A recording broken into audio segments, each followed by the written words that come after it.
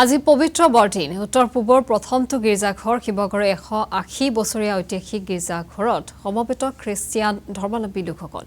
জুবিন গাৰ্গৰ মহাপ্ৰয়াণৰ বাবে আলোক সজ্জা কৰাৰ পৰা বিৰত আছে বেপ্টিষ্ট মণ্ডলী কেৱল ধৰ্মীয় প্ৰাৰ্থনাৰ বাবেহে সকলো সমবেত হৈছে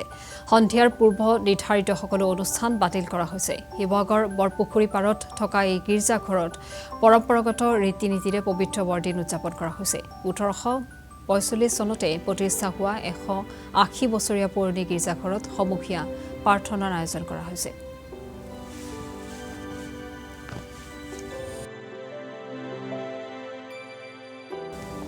আৰু ৰাজ্যৰ বিভিন্ন প্ৰান্তৰ সমান্তৰালকৈ শিৱসাগৰৰ দৃশ্যাংশ আমি দেখুৱাইছো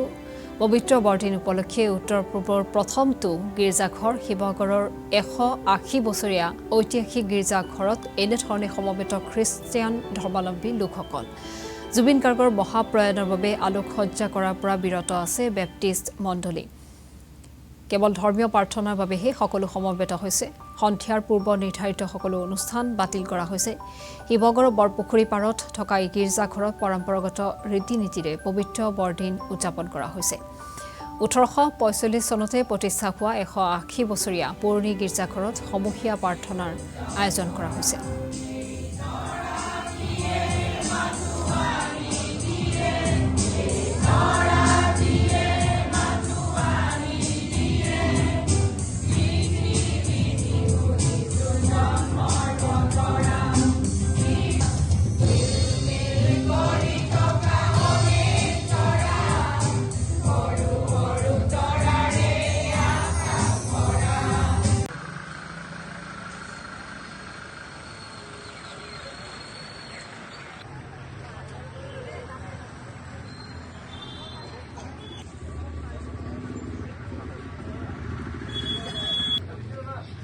সকলোৱে জানে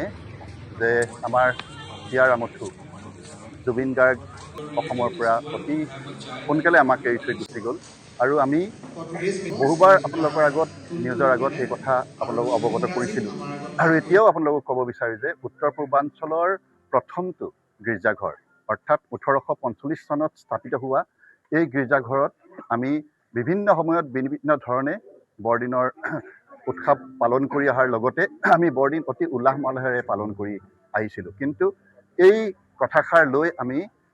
অতি ম্ৰিয়মান হৈছোঁ আৰু আমি এই কাৰ্যসূচী আমাৰ এইবাৰৰ বৰদিনৰ কাৰ্যসূচী অনুষ্টুপীয়াকৈ পালন কৰিম বুলি আমি আমাৰ কাৰ্যনিৰ্বাহক সমিতিত আমি সিদ্ধান্ত ল'লোঁ আৰু তেওঁক শ্ৰদ্ধা জনাই আজি এইবাৰৰ যি বিশেষ বৰদিন তাত আমি আমাৰ কোনো ধৰণৰ আলোকসজ্জা নাথাকিব সন্ধিয়াৰ যি কাৰ্যসূচী আমাৰ সেই সকলোবিলাক আমি বাতিল কৰিছোঁ ইতিমধ্যে যাৰ যোগেদি আমি এটাই মাত্ৰ আমি উদ্দেশ্য ৰাখিছোঁ আমাৰ ধৰ্মীয় ৰীতি-নীতি পৰম্পৰাগত যি ৰীতি-নীতি আছে তাকে সাৰোগত কৰি আজি এই 25 ডিচেম্বৰ পবিত্ৰ এই বৰদিনত আমি এই বৰদিন উৎসৱ পালন কৰিবৰ কাৰণে সকলো প্ৰকাৰ প্ৰচেষ্টা আৰম্ভ কৰিছোঁ আমাৰ 10 বজাৰ লগে লগে সকলো কাৰ্যসূচী আৰম্ভ হৈছে আৰু এই কাৰ্যসূচী আমাৰ প্ৰায় 1 বজালৈকে চলিব সন্ধিয়া যিসকল লোক আমাৰ এই গৃহলৈ আহিব তেওঁলোকক আমি মমবাতি জ্বলোৱা বা আন কাৰ্যত আমি বাধা দিব নোৱাৰোঁ যিহেতু আমাৰ গীৰ্জাঘৰ খোলা থাকিব আৰু তাৰ কাৰণে আমি সকলো ৰাইজক আজি এই চেনেলবোৰৰ যোগেদি জনাব বিচাৰিছোঁ যে সন্ধিয়া আমাৰ যি কাৰ্যসূচী